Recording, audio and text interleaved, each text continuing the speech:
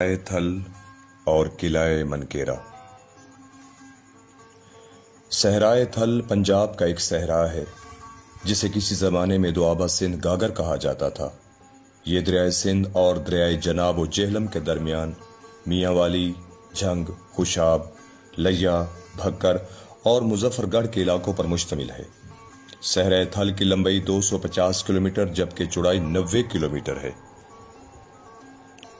ہر طرف ریت کے چھوٹے بڑے ٹیلے اور دور کہیں کہیں خاموشی کی پھیلی وسعت میں اداس گھرونوں سے اٹھتا ہوا دھواں آبادی کا پتہ دیتا ہے، جہاں محنت اور عزم کے جذبات لیے چہرے اور ساتھ ساتھ عفت و حیا کے پردوں میں لپٹا ہوا حسن تھل کی روایات کو دوام بخشتا ہے۔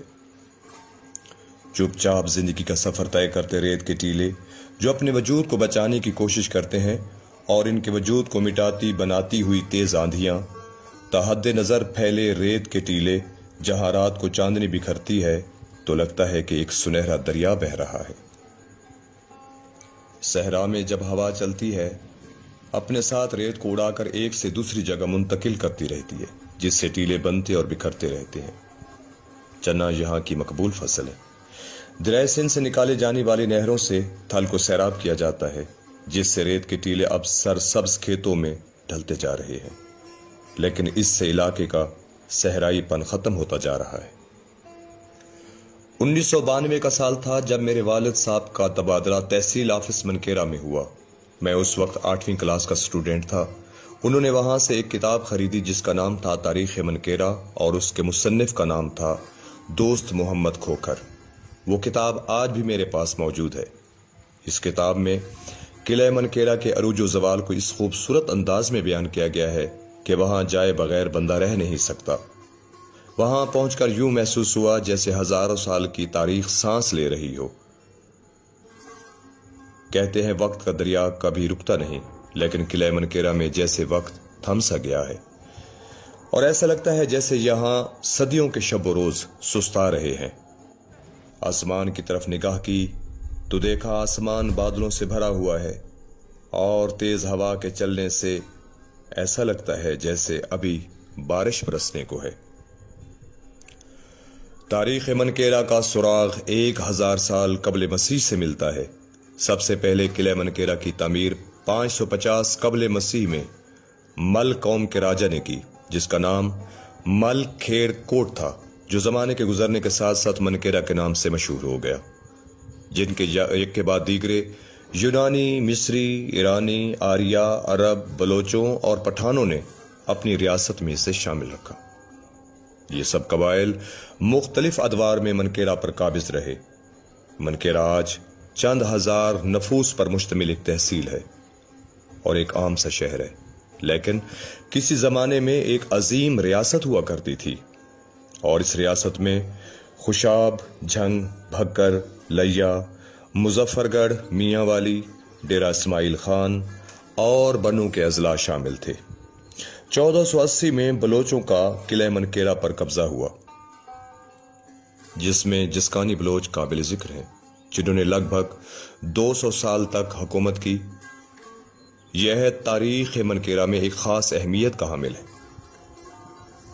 بلوچوں نے قلعہ کو جدید طرز پر تعمیر کرایا، جو تقریباً 10 ایکڑ پر محیط تھا۔ آج بھی وہ قلعہ بلوچوں کے نام سے مشہور ہے۔ بلوچوں نے قلعے کے وسط میں ایک کنواں کھدوایا جس کی باقیات اب بھی موجود ہیں، آج کل جسے نور بادشاہ قلندر کا کنواں کہا جاتا ہے۔ تاریخ سے پتہ چلتا ہے کہ اورنگزیب عالمگیر نے اس وقت کے نواب میر بلوچ خان اول کو حکم دیا کہ وہ شہزادہ شجاع کو گرفتار کر کے آنکھوں میں سلائی پھیر کر ہمیشہ کے لیے پابند سلاسل کر دے۔ یہ شہزادہ شجاع عالمگیر کا بڑا بھائی اور مغل بادشاہ شاہ جہان کا سب سے بڑا فرزند تھا۔ بالآخر شہزادہ شجاع کو صفحہ ہستی سے مٹانے کی مذموم سازش کامیاب ہوئی، لیکن وہ مٹ کر بھی نہ مٹ سکا اور دنیا کے سامنے نور بادشاہ قلندر کی شکل میں ابھر آیا اور ہمیشہ تاریخ میں زندہ رہے گا۔ اس کے انتقال کے بعد اس شہزادے نے بابا نور قلندر بادشاہ کے نام سے شہرت پائی۔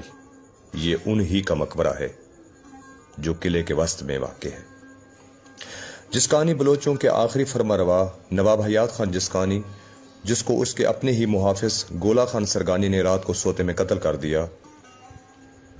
اس طرح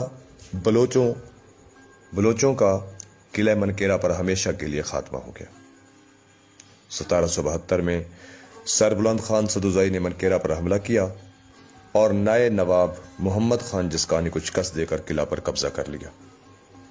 نواب سر بلند خان نے منکیرا کی ریاست کو مستحکم اور وسعت دینے کے لیے انتہائی اہم اقدامات کیے۔ اس قلعے کے اطراف میں ایک وسیع و عریض قلعہ تعمیر کرایا جو تقریباً 50 ایکڑ پر محیط تھا، جس کی تعمیر پر تقریباً 14 سال صرف ہوئے۔ قلعہ کے باہر اطراف میں خندق کھدوائی اور مزید کنویں کھدوائے۔ اس نے قلعے کے اندر ایک مسجد تعمیر کرائی جس کی تعمیر کے لیے انہوں نے ایران سے کاریگر منگوائے۔ اب اس مسجد کو مقامی لوگوں نے شہید کر کے ایک نئی مسجد تعمیر کر دی ہے۔ نواب سر بلند خان نے ریاست منکیرا کو ایک عظیم ریاست کے طور پر متعارف کرایا۔ قلعہ کی تعمیر مکمل ہونے کے ساتھ ہی 1815 میں سر بلند خان کا انتقال ہو گیا۔ یہ مقبرہ نواب سر بلند خان کا ہی ہے، جو چند سیڑھیاں چڑھ کر کھلے آسمان کے نیچے سو رہا ہے۔ کسی شاعر نے کیا خوب کہا ہے کہ پہلے جہاں بہاریں ہو گئی ہیں، وہاں اب مزاریں ہو گئی ہیں۔ نواب سر بلند خان سدوزئی کی کوئی اولاد نرینہ نہیں تھی، اس لیے ان کے انتقال کے بعد ان کے بھانجے حافظ احمد خان نے حکومت کی باغ ڈور سنبھالی۔ 1821 میں راجہ رنجیت سنگھ لاہور سے چلا اور منکیرا پہنچا۔ منکیرا پہنچ کر اس نے قلعہ منکیرا کا محاصرہ کر لیا اور پانی کی سپلائی لائن کو کاٹ دیا۔ تقریباً 1 مہینے کی مزاحمت کے بعد حافظ احمد خان سدوزئی کو شکست ہوئی اور راجہ رنجیت سنگھ نے قلعہ پر قبضہ کر لیا۔ آج قلعہ کے آدھے سے زیادہ رقبے پر مہاجرین اور مقامی لوگوں نے قبضہ کر لیا ہے اور انہوں نے وہاں اپنے گھر تعمیر کر لیے ہیں، اور باقی ماندہ رقبے پر حکومت نے سکول، پلے گراؤنڈ اور ڈسپینسری وغیرہ تعمیر کر دی ہے۔ میں قلعہ کے عقب میں کھڑا ہوں اور اپنے چاروں طرف خستہ حال اور تقریباً گری ہوئی دیواروں کو دیکھ رہا ہوں، جو کبھی ہیبت اور دبدبہ کا مرکز ہوا کرتی تھی، آج عبرت کے سوا کچھ بھی نہیں۔ بہرحال یہ ایک تکلیف دہ منظر ہے۔ سورج ڈھلنے کو ہے اور میں ان کھنڈرات کو دیکھ کر زمانے کی الٹ پھیر کو محسوس کر رہا ہوں۔ وقت کا دریا کیسا دریا ہے جو راستوں تو بدلتا ہے مگر رکتا نہیں، اور میں آنکھیں بند کر کے صدیوں کا سفر طے کر رہا ہوں۔